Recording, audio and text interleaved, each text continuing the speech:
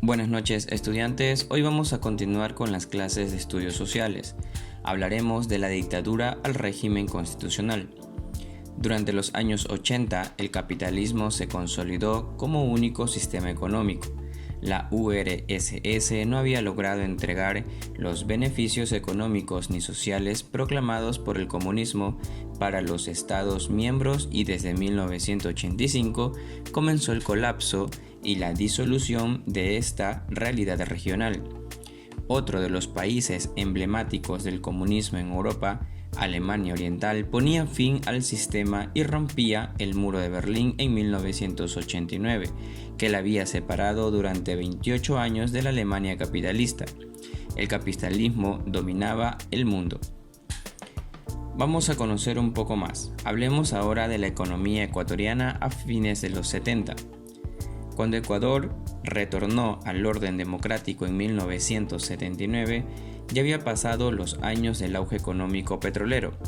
El precio del petróleo había disminuido de $35,17 el barril a inicios de los 80 a un promedio de $15 a inicios de los 90. Se desató entonces una crisis que afectó al país hasta fines del siglo XX. Ahora veamos la deuda externa. Ecuador había acumulado una importante deuda externa con el organismo internacional como el Fondo Monetario Internacional y bancos privados extranjeros, debido al exceso gasto público que se produjo con el boom del petróleo. A esto se sumaba la incapacidad para cumplir con los pagos. La economía del país giraba en torno al pago de los intereses de la deuda externa, sin disminuir el capital prestado. Como consecuencia de esto, el Estado destinaba pocos recursos a sectores estratégicos como la salud y la educación. Hablemos ahora de la crisis económica. Veamos la inflación. En los años 60, la inflación fue el 4% en promedio y se elevó en los 70 al 12%. Durante los 80 se elevó entre el 50 y el 100%. Veamos la devaluación del sucre. Cada vez era necesario más dinero para acceder a los bienes y servicios. Las devaluaciones llevaron al sucre de 25,25 por dólar en 1981 a un promedio de 7.500 en 1999. Hablemos del modelo económico. El Ecuador siguió siendo un país exportador de materia prima, sin capacidad de producir servicios y bienes industrializados que eran mejor pagados en el mercado extranjero. Exportaciones.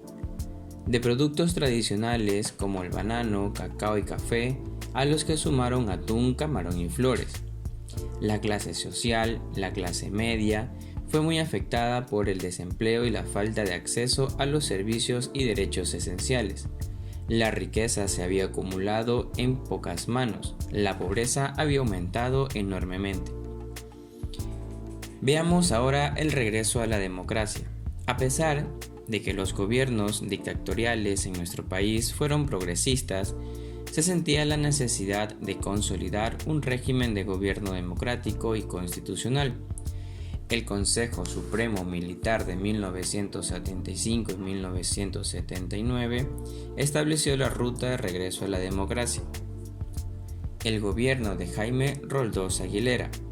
El triunfo de Jaime Roldós Aguilera en las elecciones de 1979 marcó el retorno a los regímenes democráticos. Llegó al gobierno con un amplio apoyo popular y alianza de los partidos políticos importantes. CFP, Concentración de Fuerzas Populares, y DP, Democracia Popular. Durante su mandato, Roldós Aguilera promovió el respeto a los derechos humanos y se manifestó abiertamente en contra de las dictaduras que gobernaban Nicaragua, Argentina y Chile. Fue progresista. En 4 legislaciones laboral redujo la jornada de trabajo a 40 horas semanales y en el ámbito educativo implementó el desayuno escolar obligatorio. Durante su mandato se desató el conflicto armado Paquisha contra el Perú en un nuevo escenario de problemas limítrofes por zonas no limitadas en el protocolo de Río de Janeiro en 1941. Este problema se resolvió por vía diplomática. Jaime Roldós murió en un accidente de aviación en 1981, hecho que está siendo investigado nuevamente desde el 2014.